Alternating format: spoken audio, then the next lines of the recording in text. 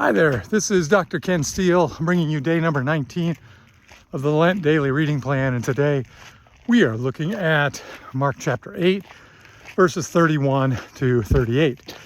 In this passage, Jesus is predicting his own death, burial, and resurrection.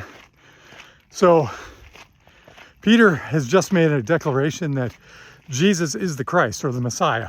And so now Jesus is going to tell them what the Son of Man is going to have to go through, that he was going to have to go through hard times with the scribes, the Pharisees, and other religious leaders, and he was going to be killed and then resurrected 3 days later. So he's calling a shot. He's telling them exactly what's going to happen. Peter, instead of embracing it, needs to pull Jesus aside and rebuke him. We don't get to do that.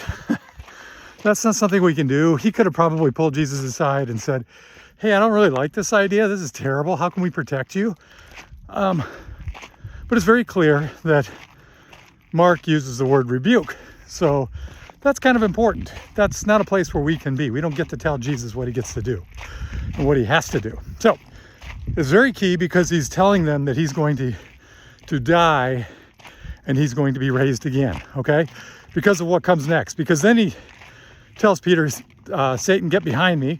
Not that Peter is Satan, but the idea that the evil one has spoken into this word, and Jesus is going to take that. And so he's rebuking that word back.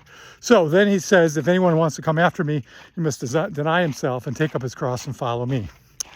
Then he talks about what is the profit of man if he gains the whole world and loses his soul. So those are a couple of the things that he says. So what Jesus is doing here is he's setting up this idea that he is the one who is going to be dying on behalf of his creation. He is not asking them to die for him, meaning they aren't supposed to have a mentality of martyrdom. That's not what they're doing because he's already taking care of that. What he is telling them that they are dying to self so that they can be set free. To deny yourself from your own selfish ways, to be set free from that. Because again, what good is it if you gain the whole world and get everything you want, but you lose your soul? And that the first will become last, the last shall become first. Jesus is turning conventional wisdom on its ear by saying, hey, with me, it's a call to come, as Bonhoeffer once said, it's a call to come and die. But it's a call to come and die to oneself for him. I am crucified with Christ. It's no longer I that live, but Christ that lives in me. So let's live for him and understand that is the directive that Jesus is giving.